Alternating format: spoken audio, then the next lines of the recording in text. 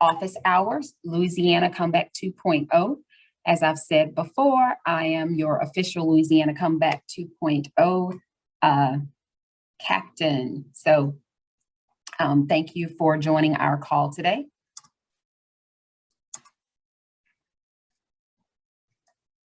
I am trying to navigate here. Okay. So right before we get started, just want to ensure that you all are familiar with the Louisiana Department of Education's vision.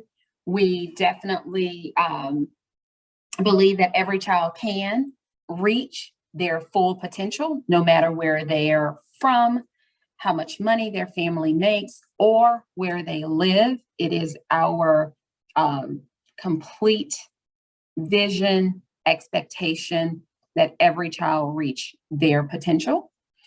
Also, as our mission, we believe that when students receive the opportunity and the tools they deserve, that they will matriculate through high school, through middle school, through elementary, ready for success in a career, college, or service. And it is our responsibility as educators to prepare them for that. For many years, Louisiana lived behind this statement, Louisiana believes. With the initiation of this administration, we wanted to further define the beliefs of Louisiana believes. So what do we believe? And with that, we came up with belief statements. Those belief statements are listed here for you on the screen. And the belief statements are not listed in any specific priority other than the first statement. And that first statement simply states, children are our highest priority. That is essentially our priority statement. Children are our highest priority. And then if we activate, live out all of these other statements, we believe that the future is bright for all of our 800,000 students, which call Louisiana home. Joel, if you can, in the chat, please add the link to the presentation. Thank you.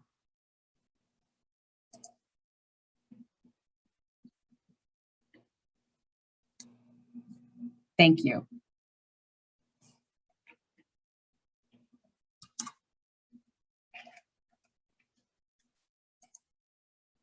Our beliefs in action. So for the Louisiana Department of Education, when we think about our why we do this work, why we joined this team, and why we bring our best to the work that we do daily, we believe and we operate on the premise that we are servant leaders who support all stakeholders to ensure all students have what they need in order to succeed. We operate from a set of values around service, relationships, being responsible, transparent, authentic, and belonging, because we are educators alongside of you, educators who we've actually sat in your seats, we've done this work, we are partners with you. We don't believe that this is work that we are doing to you, but we believe that this is work that we're doing with you. And so we present ourselves with these values as we do this work alongside of you. Our commitment, as we think about the work that we do from the state level through the classrooms, we believe that our work and the investments that we make in you, in our students, fiscal or human resources, we must have a collective impact, and we should be able to demonstrate that when we think about returns on our investments. Our planning must be outcome, strategic, and priority based. We live from a standpoint when we think about our budgeting. Our budget should not dictate our strategy or our priorities, but our strategies and our priorities should drive our budget. And so as a state agency, that is the premise by which we operate. And so our planning must be outcome, strategic, and priority based, not necessarily budget based. We must be transparent and accountable for how our resources are used. With the influx of our pandemic dollars, you all would not believe the number of legislators, parents, community members, just a wide range of stakeholders who reach out to the department about how school systems utilize their funding. And so for that reason, it is our desire, along with you all, to be transparent and accountable for how those resources are utilized. As I mentioned earlier, we are a birth through graduation agency, and we believe that a student's educational journey is really hallmarked or measured by 6 critical goals. Those 6 critical goals outlined here on the screen for you, really defining students entering kindergarten ready. The second goal, outlining students being on grade level at 3rd grade and ready for 4th grade. The third goal, outlining students being on grade level at 8th grade and ready for 9th grade. That fourth goal, outlining students graduating on time. The 5th critical goal, students graduating with college and or career credentials. And then that final goal, students will graduate eligible with a TOPS award. These 6 critical goals really depict the importance of a student's journey through our educational space. As I mentioned earlier, we know that there are many stakeholders who invest, whether their voice, their time, their influence in our educational environment. And so we welcome all stakeholders as shareholders in our space, in our educational landscape.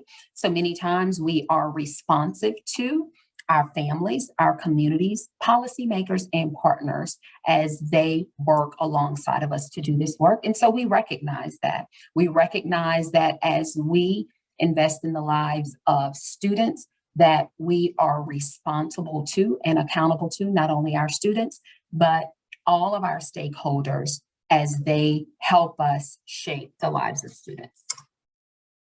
Now to some very exciting news. We have held press conferences. We have also released this information on our most recent system leader call. I'm sure you all have been digging deep into data within your own context or within your own LEA. So I wanted to take this opportunity to celebrate this data with you all. So our LEAP results, we've been celebrating these for about a week now. We had about a 99% LEAP participation rate. So kudos to all of you all who worked really hard to get all of our students present and for their assessments. 98% of our students returned and they engaged in in-person learning. I think we've learned through the previous 2 years that while we were able to utilize remote learning, virtual learning, we needed to make those transitions, that our youngest learners and some of our older learners, that in-person learning is most beneficial for the majority of our learners. And so 98% of our students engaged in in-person learning. Out of all of our LEAs, 80% of our traditional school systems improved on this year's assessment results. Behind all of these numbers, all of the statistics, all of the data that I present to you that we've talked about, the most important message that I don't want us to lose is that we're talking about students. We are talking about students. So 3% Improvement in ELA and math mastery rates in grades 3 through 8. So we saw a 3% improvement there. In science, we saw a 2% mastery rate improvement. And then with all of our student groups, when you think about our economically disadvantaged students, our African-American students and students with disabilities, we saw improvement across the board. So if we take just a deeper dive with our percent scoring mastery by subject and grade level, you have a chart in front of you, which also depicts, again, subject area, grade level, mastery and above. And so you see, for the most part, at each grade level, we had improvement, with the exception of our 3rd grade, 6th grade, and 8th grade in specific content areas. But I do want to draw our attention to 3rd grade ELA, where we had a 1% decline. I draw your attention to that area because we know that these 3rd graders were actually 1st graders about 2 years ago. These were the students when school shut down in March, they were in 1st grade. And so with that, we realized that our students that were most severely impacted around reading in ELA were our youngest learners. And so when we think about that and we think about using our pandemic relief dollars, our ESSER dollars, what are the interventions and the strategies that we need to put in place to help these students recover and accelerate their learning? Also, as a state, we have looked at our 6th grade, especially for science and social studies, 6th grade and 8th grade for social studies. We see an anomaly in the data. We flatlined in 6th grade for science, had declines in social studies for 6th and 8th grade. And so for us, we find that as an anomaly because our 6th, 7th, and 8th graders had growth in other subject areas. And so for us, that is something that we need to we're digging a little bit deeper in the test items. We're not letting the analysis stop here. We're trying to dig a little bit deeper, but wanted you all to see this perspective and hope that you all are doing something very similar with your independent data. But still want to encourage you all to please celebrate and acknowledge your students, your teachers, your parents, your communities, your families, for the growth, the work that they have done. We acknowledge their persistence and their efforts in just ensuring that students did the very best that they could do for our annual assessments. Our high schools, as you look at our high schools, you see our English, math, biology, and U.S. history. High schools, we didn't see the same trend as far as growth. We realized that at our high school level, that we do have a room for improvement. And so we know that we have work to do in our high school. And so when we see our English, thinking about our trend data from 2018 through 2022, we have room to grow.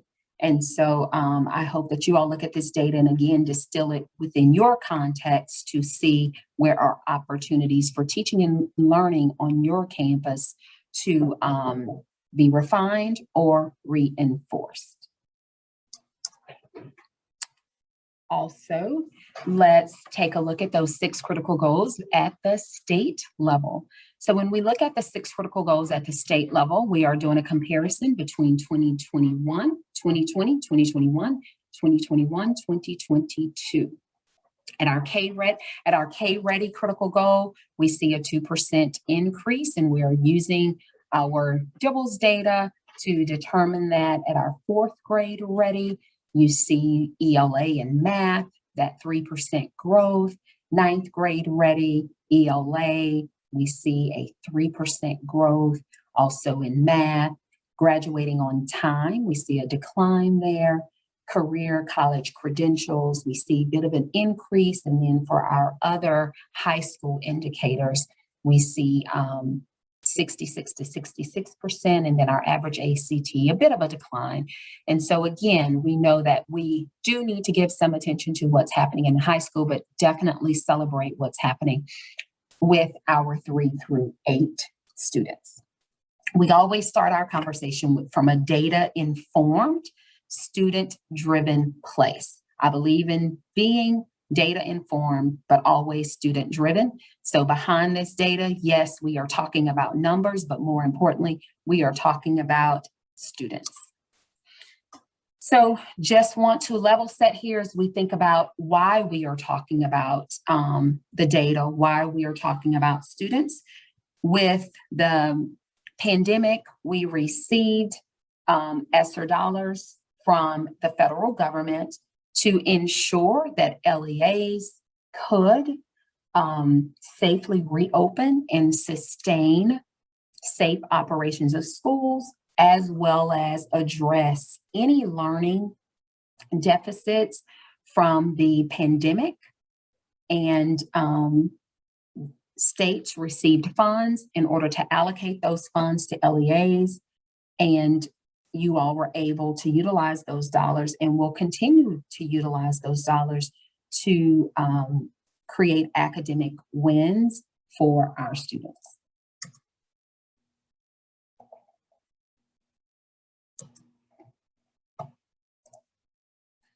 I put this slide in front of you just to, again, remind you all of the processes that we've put in place here at the department. When you think about the funding that we've received, whether it was ESSER 1, 2, or 3, the amount that we received relative to the allocation from a state level, what came to the State Department, and then what was the minimum allocation to the LEAs, and then the period of obligation.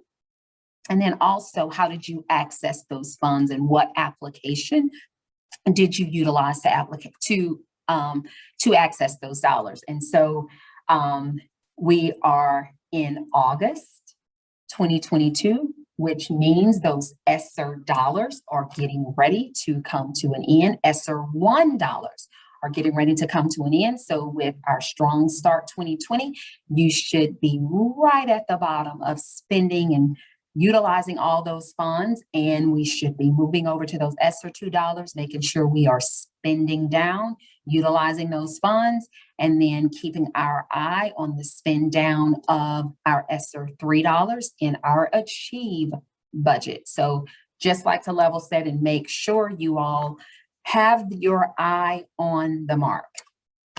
Again, we have always indicated that the funds that you all are receiving, they are one-time, it's one-time funding. And so with one-time funding, we've asked school systems to ensure that you all are creating and building a sustainable plan, a sustainable funding plan through multi-year planning as you expend these funds. As a state, we've had to do the very same thing. So as we think about how we are matriculating, moving through these dollars, what is our sustainability plan? So if you have not started having those conversations, it is definitely time to elevate sustainability into your conversations when you think about where you are on the trajectory of mapping out and spending these dollars. Master timeline, here we are at August 10th. We've released the template on August 5th. August 10th, we are anticipating our data template release today. That should happen through the FTP site. I've kind of gotten wind that we may have a delay and we may have to notify you of something different, but that data template should be released. September 30th, your ARAP template plan will be due in EGMS. And then October 2022, school system planning will launch, and you will have super app questions live for you to start planning and thinking about your super app questions. We did plan with a group of stakeholders just so that we can be mindful of all the things that you all have going on in a system. And as we think about timelines, we try to be sensitive to your needs, sensitive to your timelines, in order to ensure that we are not bombarding you with due dates. And so we've tried to spread this out to the extent possible, but also being conscientious of our federal and state regulation. So now let's talk about Comeback 2.0. The first thing that I want to headline as you all think about Comeback 2.0, we are not asking you all to redo your plans. We are asking you to revise your plans based on an assessment and an analysis of your 2022 data. So your most recent assessment data, as you look system-wide, what are the things, the interventions, the evidence-based strategies that you will continue, that you might consider stopping, or what are things that you might consider starting as you consider your data. So for that reason, you will see 4 areas included. These areas are going to be very familiar to you: attendance and well-being, recovery and acceleration, professional learning, school safety operations. We did remove some areas because we stuck mainly with those federal and state required areas, because this is a rewrite. This is a revision, of your plan, not a complete rewrite. Also, when you receive your data template, you will see new data components, average attendance rates, chronic absenteeism, the science of reading completion, how many people completed the science of reading within your system, LEAP 2025 senior retesters, at ACT and FAFSA results. Again, this is a revision of your academic recovery and acceleration plan, not a complete rewrite. So what I am going to do now is do somewhat of a deep dive into the actual template. I want to walk through the template. The remaining slides actually just captures what I will walk through on the template, but I think that it would be beneficial for me to actually walk through the template rather than navigate the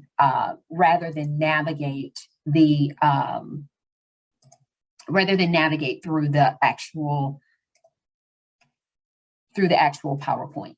What I will do, as you look at this screen, items 1 through 5 are all hyperlinked.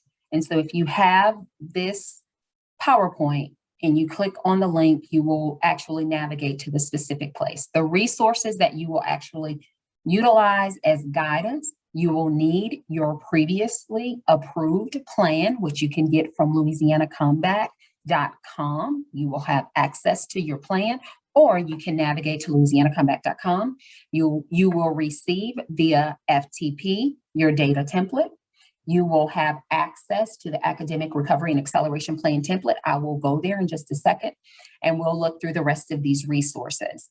At this time, I am going to navigate to the Louisiana Department of Education's website. Joel will put the link in the chat for you all to have access to that document.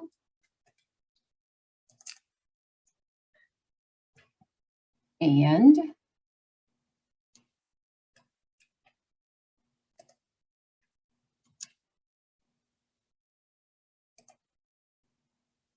let me navigate there.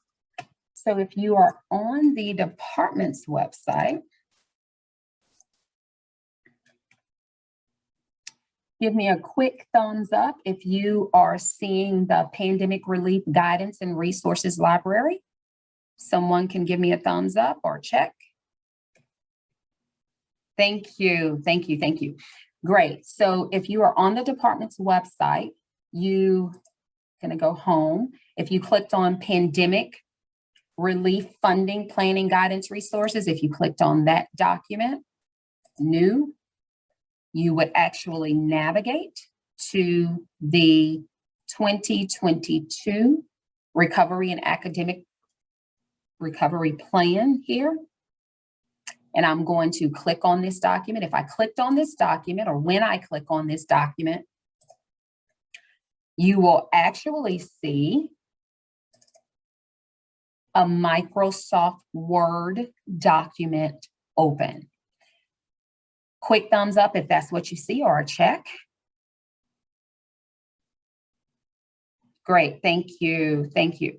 Okay, so as you navigate, you will notice that this document is very similar to the template that you used before. So the template gives you a set of directions here.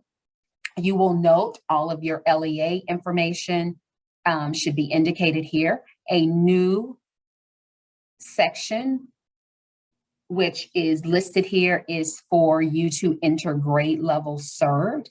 That information is necessary because we are asking all LEAs, whether traditional or charter, to complete our academic recovery and acceleration plans. And so many of our charters don't always serve all grade levels. Some of them are very specific in the grade levels that they serve. And so for our reviewers needed to be able to distinguish grade level served. So that's the newest piece of information listed in this LEA contact information.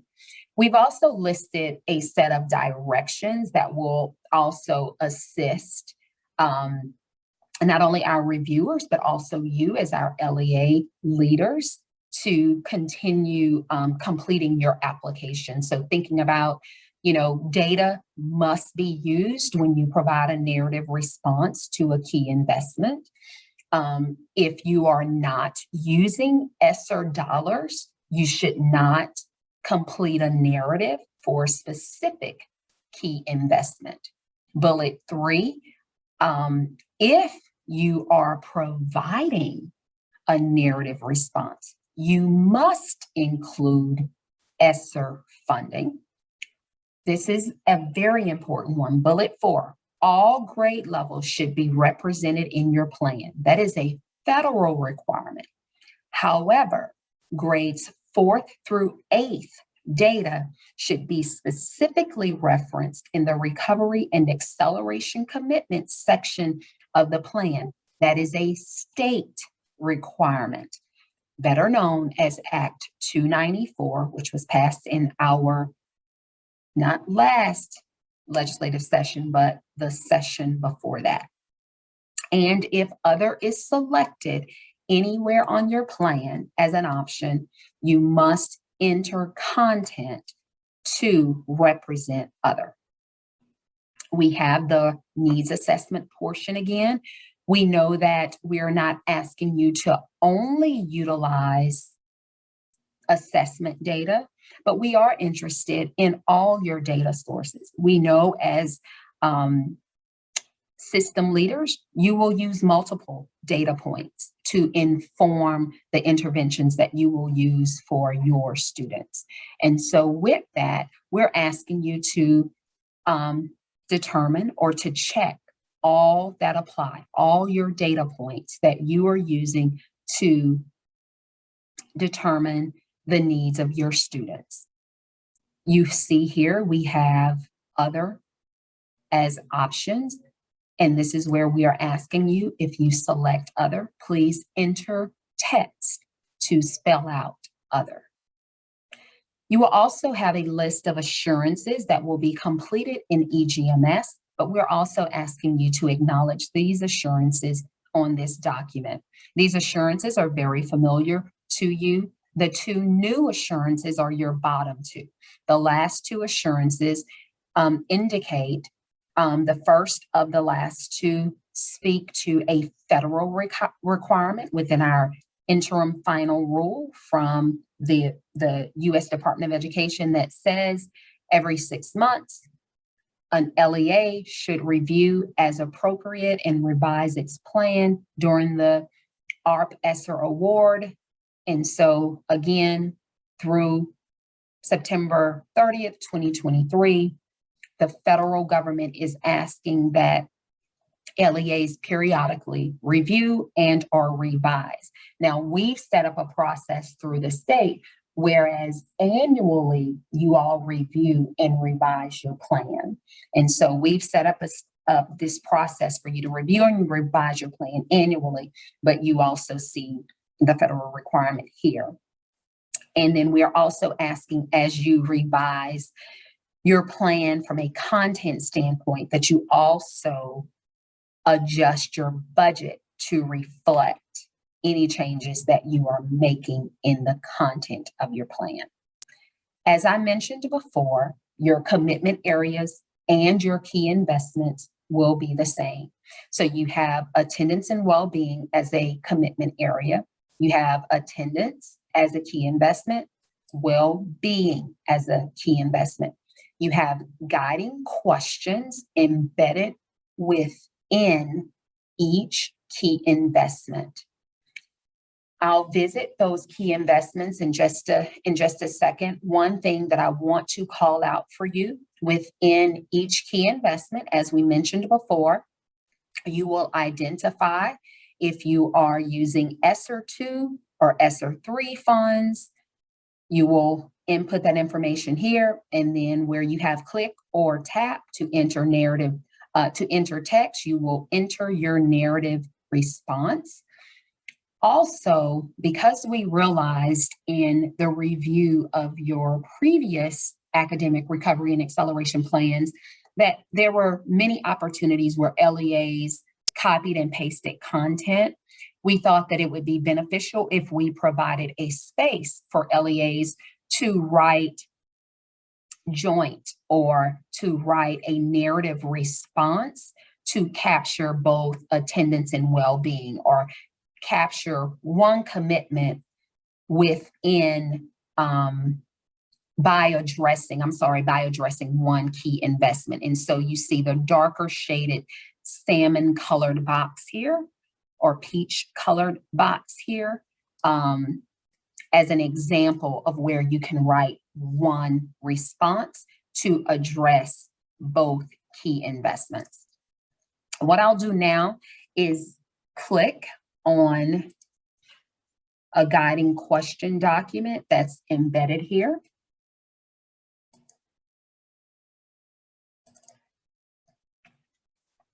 And now you should be seeing the attendance guiding questions on your screen. And what you will notice, you see, use the attendance guiding questions to complete your narrative response. You notice that there are 8 questions. It is not the department's expectation for you to write a response to all 8 questions. The questions are described as guiding questions. They are just that, guiding questions. The other thing that's available within this document, and you'll be very familiar with this, are examples. Some of these examples are examples that we provided in the last set of guidance documents, resources. And then you also have resources. Some are new, some are old or from before. And then the other section that I think that'll be of interest to you is when you think about a revised response, what is most important? What is the department really looking for? What is the federal government really looking for in a revision or a revised response? We're really concerned about and want you to think very deeply about identifying the students who were chronically absent or truant in your previous data.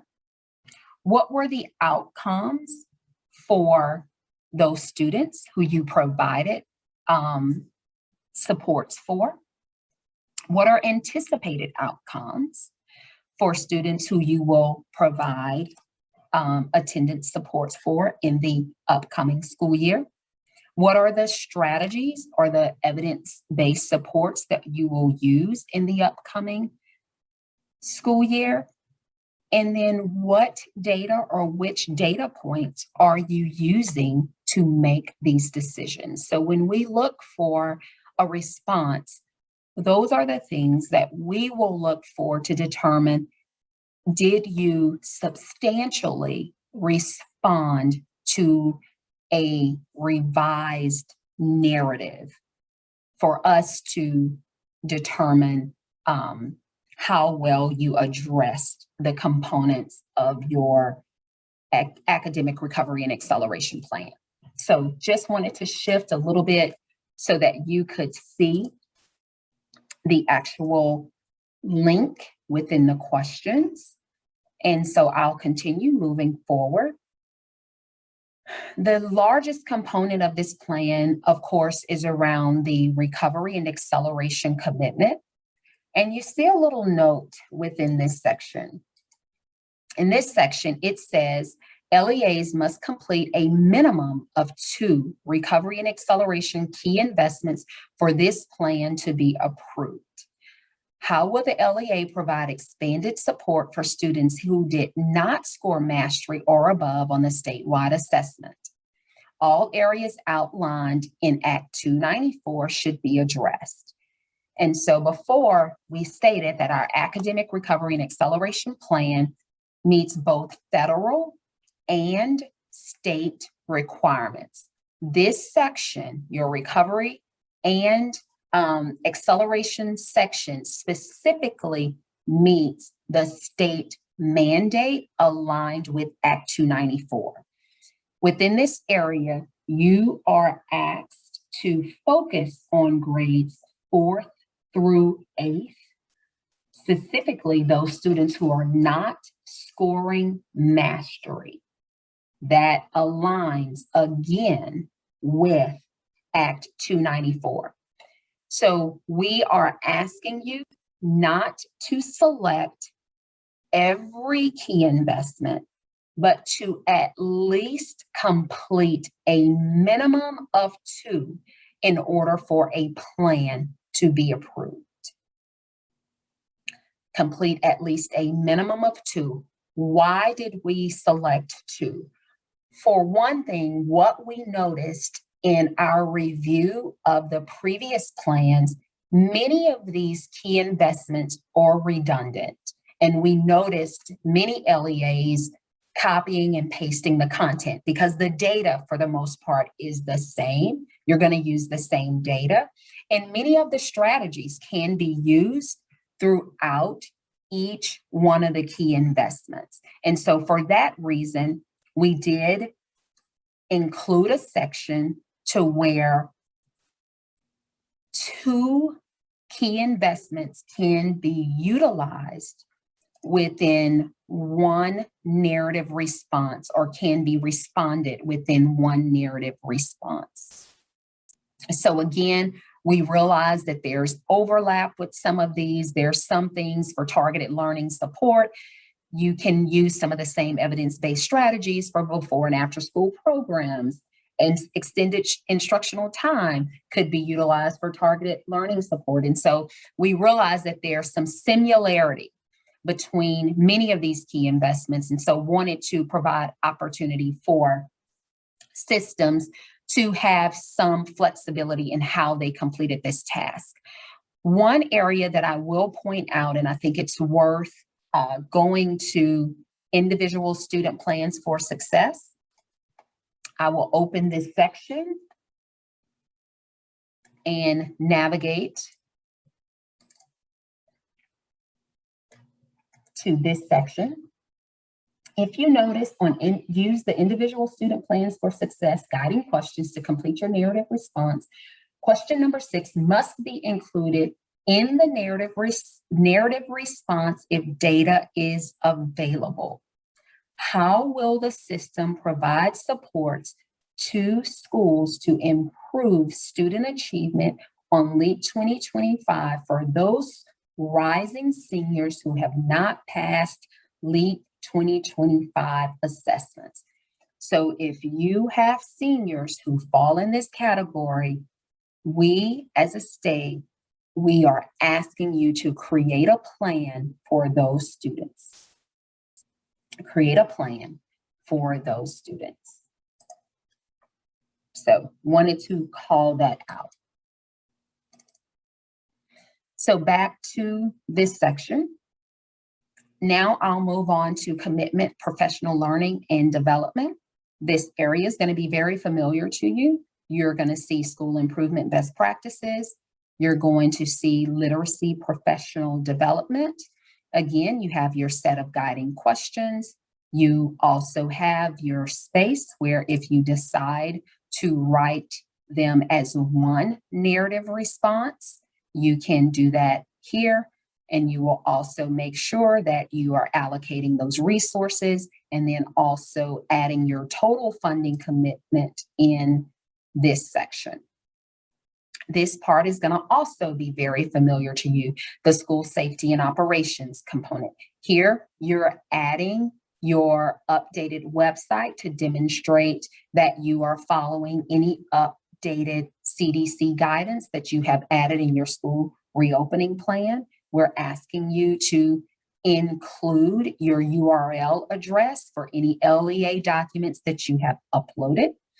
This section, school safety operations, where we are not asking for any funding information, but this section is being included for school systems to include information about their efforts to prevent, protect, mitigate, and respond to and recover from a range of school safety threats, hazards, and emergencies.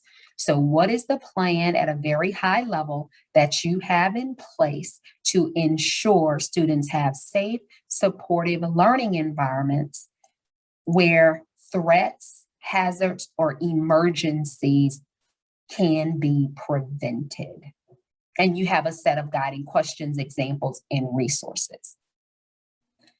In order to support our educators with totaling their funding commitments, this document actually opens in an Excel document. And so if you double click, it will actually open in an Excel document. You can copy and paste your funding and it will calculate that information for you.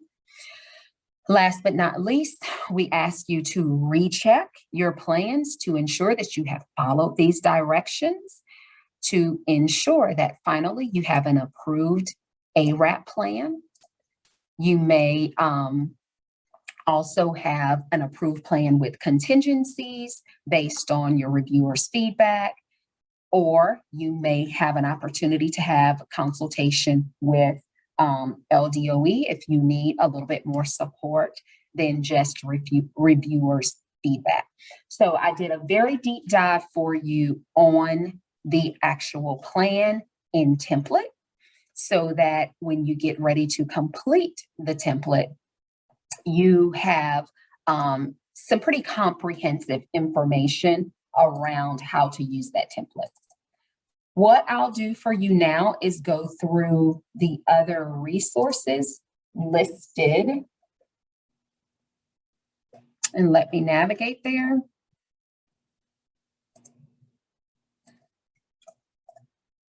I exited out of my website too quickly.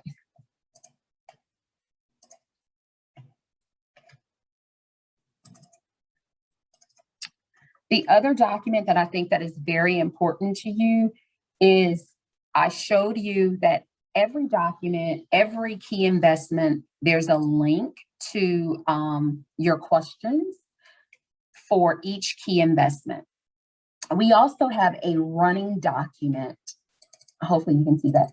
A running document where all of your questions are actually linked here.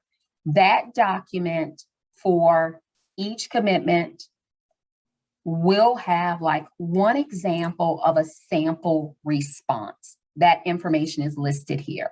So for attendance, there's a sample response that shows you we're not asking again for a complete rewrite of your plan. You see that at a very high level, the previous year's data is mentioned.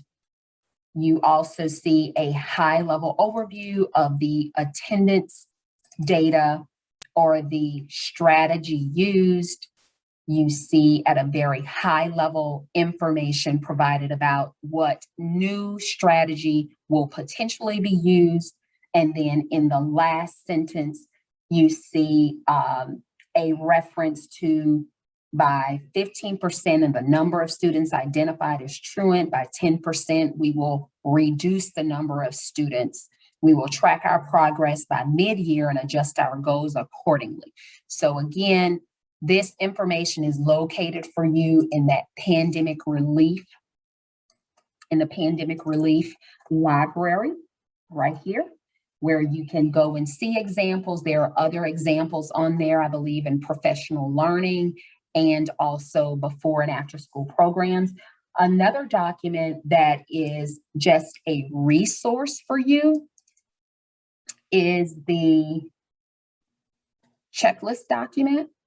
Again, this document is not necessarily a tool that you will use. It is a reference. As educators, we know that we like to know how we will be scored, how will we be graded, how will our work be assessed or reviewed. And so you have a review checklist that reviewers will use as they look through your plans. As they look through your plans, you have that criteria review where they will look to see if your narrative response includes certain information, and then they will have a qualitative response that actually captures the indicators of your information. And with that, they will be able to denote if your plan, based on the number of checks or the number of statements, whether your plan moves to an approved status or not. And so again, my recommendation on how you use this is how we would tell students to use a rubric. We would tell students before you submit your work, before you review your work, either let members of your team look at the review criteria and vet your responses against that, or you use the review criteria and vet your responses against that. So again, not necessarily a part of the plan process or anything for you to submit, but it is a resource. Okay, so let's get back to the deck. So again, we did a pretty deep dive on all the items listed here. And as we go through that, you were able to see item number 3, item number 4, and item number 5. Also within the deck, you have that attendance example response with a side view of the response criteria. You also have a before school program example response with the response criteria on the side. And then you have a literacy professional development example response with the response criteria on the side. Again, these are not necessarily perfect responses, but it gives you some indication of the expectation to not completely rewrite your plan, but to revise your response based on an analysis of your most current student data. For accessibility purposes, we've provided a link that gives you the all-in-one document with guiding questions, examples, and resources, or you have the individual documents with guiding questions on this slide for you. The submission process. We tried to keep that date at September 30th. We didn't try, we kept the date at September 30th so that that's a familiar date for you. It's the same time you turned your plans in last year. They are due around the same time. And we've also just indicated the assurances as I described earlier. The review process, because federally and by federal and state regulations, we are required to have these plans to collect the plans, review the plans, provide feedback, as well as approve the plans annually. And so we have a set of external reviewers, both current and former Louisiana educators, who will provide feedback throughout the process. We know last year the reviewers used email to exchange feedback between, excuse me for a second, to exchange comments or dialogue between you all via email. This year, all of your engagement will be through EGMS. Our federal support and grantee relations team was actually able to set that up through EGMS. So you will submit your plans through EGMS, and any review comments or reviewers' comments or feedback will come to you through EGMS, and you will receive like an email notification, but everything will be managed through EGMS. Again, you have a list of resources for you. You have the template. So if you clicked here, it gives you access to the template. You will receive updates from on the monthly federal support and grantee relations call, Louisiana Comeback, where you can find your previously approved academic recovery and acceleration plans, the fiscal dashboard, in the effort of being transparent and accountable to all of our stakeholders. That information is there. And of course, you are participating on an academic recovery and acceleration office hour call at this point. The last thing that I really want to close out with you and make sure that you all just keep this in mind as you implement this process within your system is that we're really talking about an improvement cycle. So what we are encouraging you to do is to ensure that you are analyzing student and educator family trend data to establish new targets. So we talked about our data at the beginning. We've looked at the state's 6 critical goals. We are tomorrow, as a matter of fact, going through the exact same process that we are asking you all to go through when we think about what does our current data say and what are new targets that we should set for the state. We're going through the exact same process tomorrow, setting new targets. We're going to look at evidence-based activities with proven success for our students and our educator population, and we are going to determine what should we continue, start, or stop, what's working, what do we refine, what do we reinforce. We're going to go through cycles of inquiry with all stakeholders. Tomorrow, we are meeting with various stakeholders across the state to invest them in a dialogue around our data analysis and then also academic teaching and learning improvements that we should invest in as we can think about this upcoming school year. Also, we have to revise and reconsider our budget. So what are those areas where we saw a return on our investment that we will continue pushing, we will continue investing money there, and where are areas that we didn't see a return on our investment, and maybe we need to shift course or slay some of those sacred cows and not continue to do something because it's what we've always done. Evaluate any systemic barriers, equity issues, or needed supports. Are we targeting the money in the correct spaces? Not only money, but human resources as well as fiscal resources.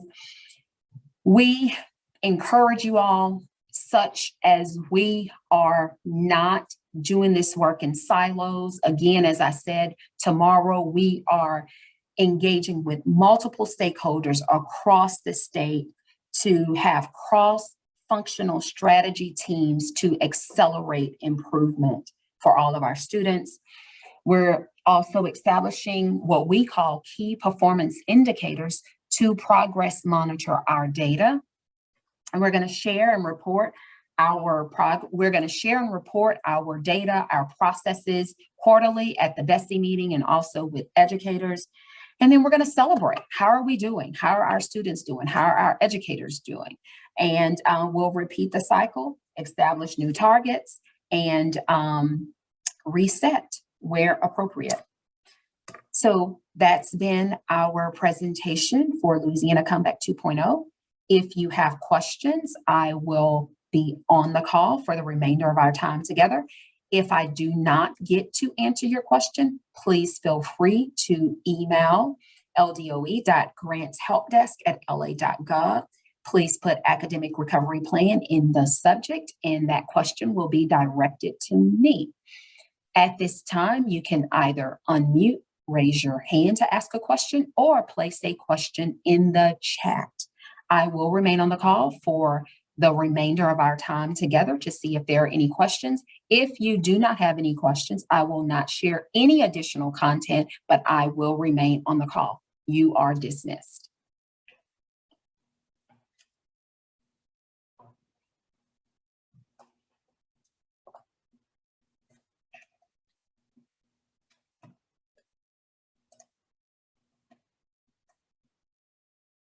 Okay, so I have a question from Erica Merritt. Does high school have to complete the recovery acceleration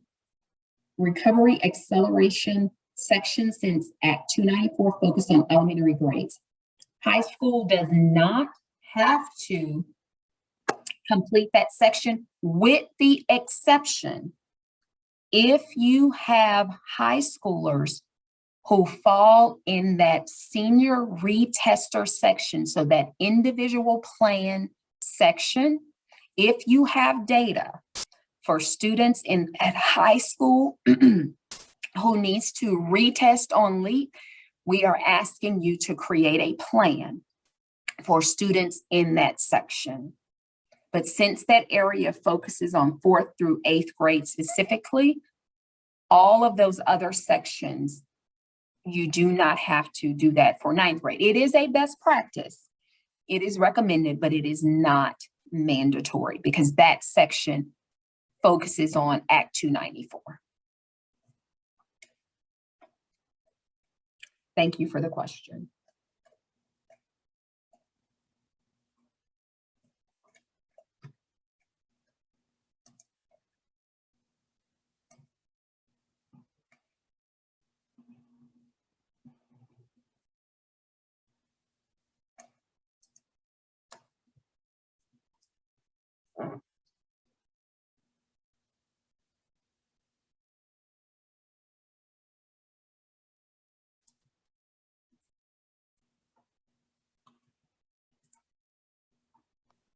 And one more question, Dr. Tamal.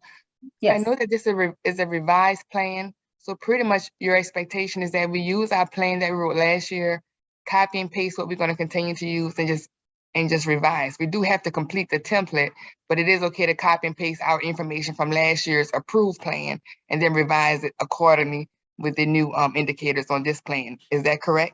That is correct. The new part of this plan is really you all looking at your data and determining what from your plan last year you will continue, what might you not continue if you didn't get desired results, and then what might you start if you didn't get desired results. So it is a revision of your plan.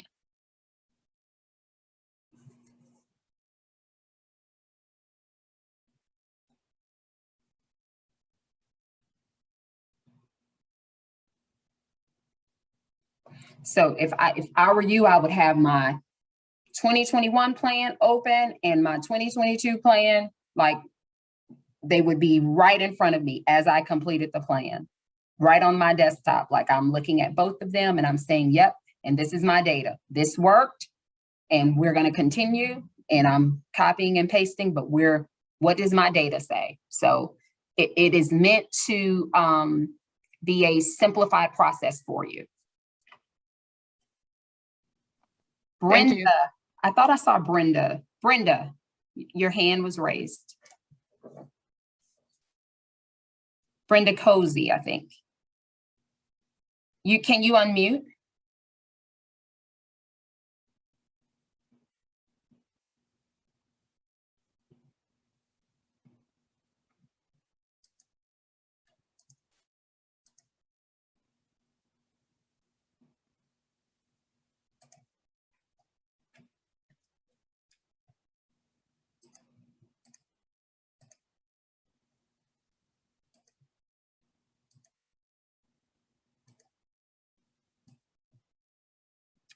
Okay, well, it is 12:32.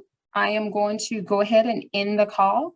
Again, if you have any questions, please do not hesitate to reach out to ldoe.grantshelpdesk@la.gov. Place academic recovery in the subject, and we will respond to you. Thank you for